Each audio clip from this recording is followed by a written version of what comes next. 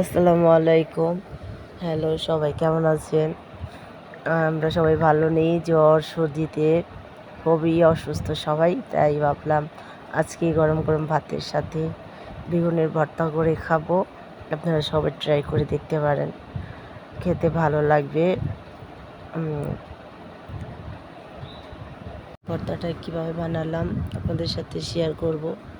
প্রথমে নিয়েছি আমি বেগুন, শুকনা মরিচ, কাঁচা পেঁয়াজ, বিলাতি পাতা, তারপর ভাজা পেঁয়াজ, ভাজা তেল, এগুলো দিয়ে ডোলে মুচড়ে সুন্দর করে ভর্তাটা মাখবো।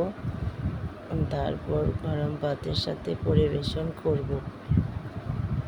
এটাই ছিল আজকের দুপুরের মেনু। তারপর আরেকটা ছিল ওই করলা ভাজি। এই আর কি আপনাদের সাথে শেয়ার করলাম। রেসিপিটা ট্রাই করে দেখবেন কেমন লাগে, খেয়ে দেখবেন কেমন লাগে, তারপরে অবশ্যই জানাবেন। কোনো কিছু মনে হলে কমেন্ট করতে পারেন।